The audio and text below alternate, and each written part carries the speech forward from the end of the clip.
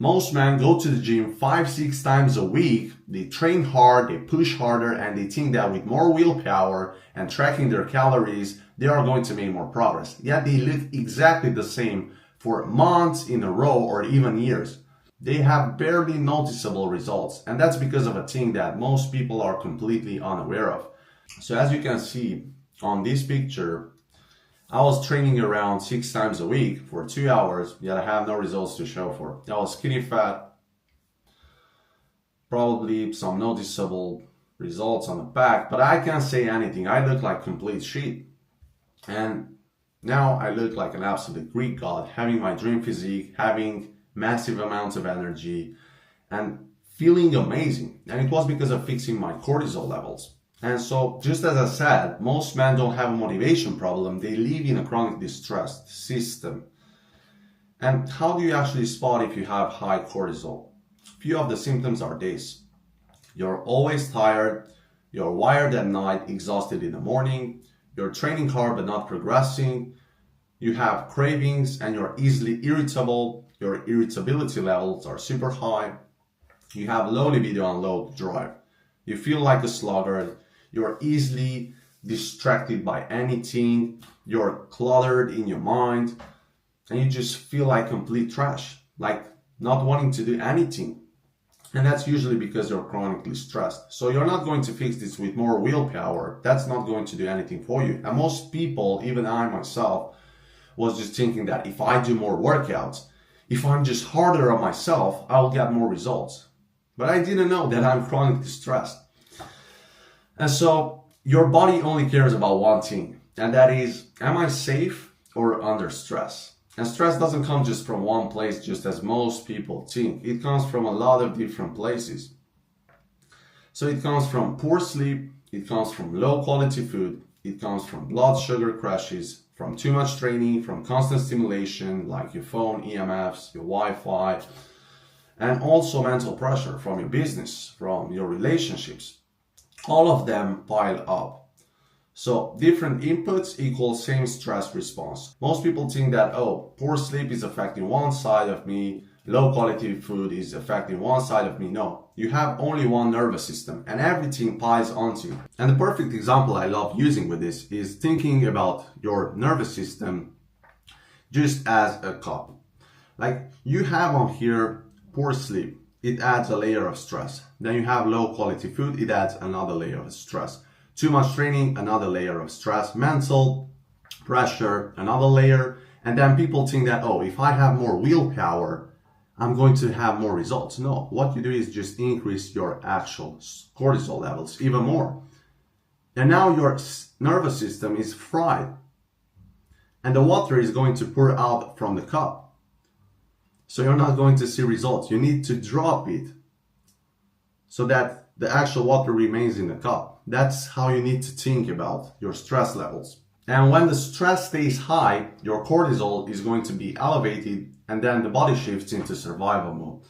And when your body is in survival mode, your sleep is going to become light and broken, which is not going to allow you to tap into muscle building, into actually recovering, because you're going to get poor REM sleep and deep sleep, which are the stages that your body needs the most, which is going to lead to your testosterone to drop. Your digestion is going to get worse because when you're in a fight or flight mode, your stomach acid drops. And even though you may eat clean, like only grass-fed steak and eggs and raw dairy, you're still not going to digest that properly because you're chronically stressed. And then also your recovery is going to take a hit. You're going to notice that you don't have the energy you used to have in the gym prior. You can't progress the weight and you feel like trash. And on top of that, your cravings are going to increase. When you are chronically stressed, you're easily dopamine seeking and you're going to crave dopamine from your phone. You're going to crave dopamine from cheap junk food. And that's why most people fell off plans when they work with a coach, is because they have chronically stressed levels. And most coaches don't teach you this. They can give you a workout plan, a nutrition plan, but you're not going to see no progress. And let's be honest, probably you work with a coach, yet you don't look the way you want to look. And all of this make you feel like you're not yourself anymore. And the goal is simple, is to reduce total stress load. And so I broke this down in a couple of things, and we're starting off with nutrition. Super important, because if you eat junk food, you're going to increase your level of inflammation in the body, which is going to increase your cortisol levels. So you need to eat in a way that keeps your system stable. We are focusing on whole foods, like real foods, grass-fed steak, you can see it here, boom. We've got the eggs, we've got fruits, we got raw liver, just simple, clean carbs from clean sources, enough fats to support your hormones, and no ultra-processed foods. If you want to do, for example, pastry from time to time, if you eat 99.9% of the time clean, then you can do that. But if you're not in a place where you like your physique, you can't touch those things. You shouldn't touch those things. And if your food creates inflammation, your body is going to stay under stress. Then moving down, we got sleep and light. Super important, because sleep is where your system actually resets. So you need to make sure that you are getting morning sunlight every single day, especially after 30 minutes from waking up. This is going to set up your circadian rhythm. And at night, you want to make sure that your actual room is pitch black, and that you have quiet nights, that you do a wind down ritual before getting to sleep. That is going to lower your heart rate, which is going to promote a better and higher quality sleep. Because bad sleep equals stress carried into the next day. And you do that once, twice, 3 times, and then you're going to find out that you need coffees, you need energy drinks just for you to function properly, which is not normal. It's absolutely not normal. Then we've got training. Train to build and not to exhaust yourself. This is something I wish somebody would have told me way earlier. It would have saved me so much time, and I would have made so much more progress in less of a time, and without putting in so much effort, because I was putting too much effort into the gym. I was making it my whole identity, yet I didn't have the actual results I wanted. Now I'm absolutely in the best shape I ever been, while doing less than I used to do. That's the most fulfilling thing ever, like actually enjoying what I do. So instead of training 6 times a week for 2 hours, you're only going to train 3 to 4 times a week for maximum an hour. That's all you need. And you're going to focus on actual compound movements like dips, heavy dips, weighted pull-ups, things of this sort. So that you make sure that you don't waste time in the gym by focusing on every single small detail. Like, you can use more muscle at the same time. This way you are going to bring up functionality, because most people who go to the gym, they don't have functionality. And you're also going to have strength during other tasks of the day. For example, you need to carry something, or you work in constructions, whatever. This is going to actually help you with that. So you need to make sure that your intensity is higher than the volume. And also to pair it up with daily movement. Take walks and get sunlight. More isn't better, recovery is. Your muscle grows when you recover, not in the gym. Then another thing that a lot of people are completely unaware of is breathing. Your breath controls your state. If you are chronically mouth breathing, you're most probably having a shallow breath, like you don't even realize it, but what this does is it increases your cortisol levels, because it increases your heart rate. When, for example, you train, you're like, you signal your body that you're stressed. You want to make sure you're nasal breathing, that you're calm during the day. And nasal breathing does that. So you want to make sure that you are slowing down your breaths, you breathe less, and you are actually controlling your breath.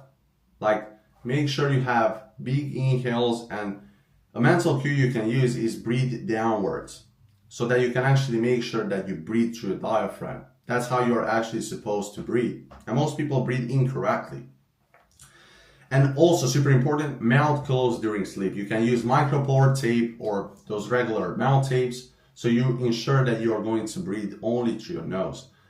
And also make sure that you have clear nasal airflow, because if you are constantly congested, you can't breathe through your nose. And obviously you are going to want to breathe through your mouth because it's easier. But that's just going to make you even more stressed. And if your breathing is shallow and chaotic, your system will be too. Then this one is for the guys who are having online businesses, agency owners, entrepreneurs, all sort of people who work a lot at a computer. Even if you have a high corporate job, whatever it may be, your environment is super important. Now, most of the time you're connected to Wi-Fi, which emits a lot of EMFs. And on top of that, you wear AirPods. Again, you're connected to Bluetooth and you have radiation directly into your brain. There are countless of studies showing the effects of them. Super bad. So you need to make sure that you reduce constant stimulation. You want to make sure that at night you turn your Wi-Fi off, you keep your phone away while sleeping, and also make sure that your actual phone is put on airplane mode. And super important to make sure that your Wi-Fi is cut off completely, and also your Bluetooth. And also what I would suggest a lot of you is switch from AirPods to actual wired headphones. It's way better because your body can't fully relax when it's constantly stimulated. So your environment plays a crucial role when it comes about your cortisol levels. Then moving on to the next thing, we've got recovery and internal state. Calm your nervous system from the inside.